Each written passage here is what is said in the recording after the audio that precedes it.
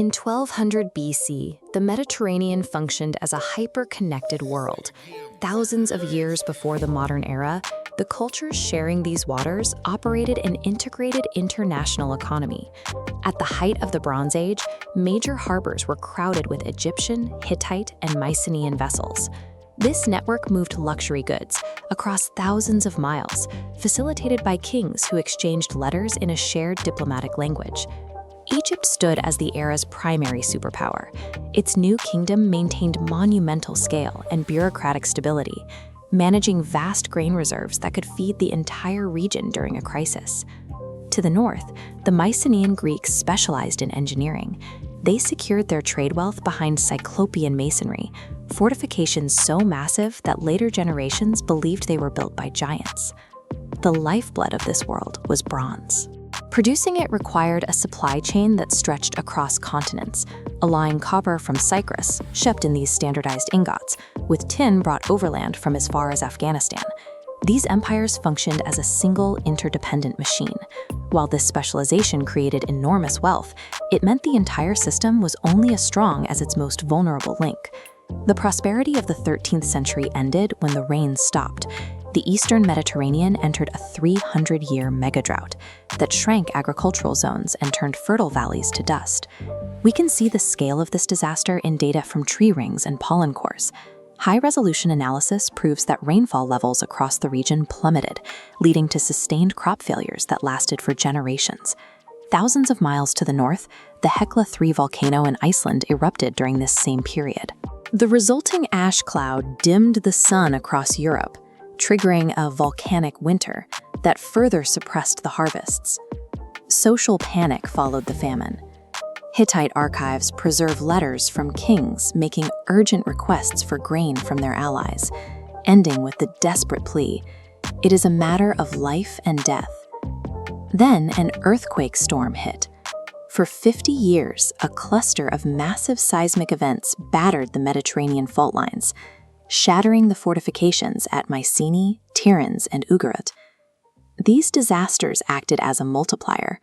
A drought in Anatolia meant ships in Greece had nothing to carry, which starved the trade nodes and left the entire network unable to recover from the seismic damage. Egyptian inscriptions at Medinet Habu record a final threat: invaders from the sea. These reliefs show prisoners wearing distinctive feathered and horned headgear, groups the pharaohs collectively called the Sea Peoples.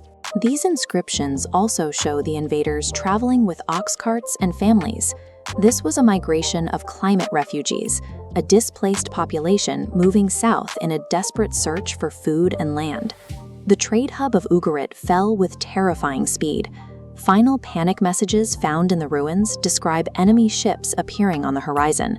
The tablets were baked hard in the fires that destroyed the palace before they could even be sent. Ramses III successfully defended the Nile Delta, but the victory was costly. The war bled the Egyptian treasury and collapsed the trade routes the empire relied on, leaving it a shadow of its former self. When the trade node at Ugarit was destroyed, the flow of tin stopped. Without that single ingredient, bronze production ceased across the Mediterranean, leaving empires unable to repair their tools or replace their weapons. The Bronze Age shattered because its complexity left no margin for error. When the drought, earthquakes, and migrations hit simultaneously, the system had no way to adapt. A 400-year dark age followed.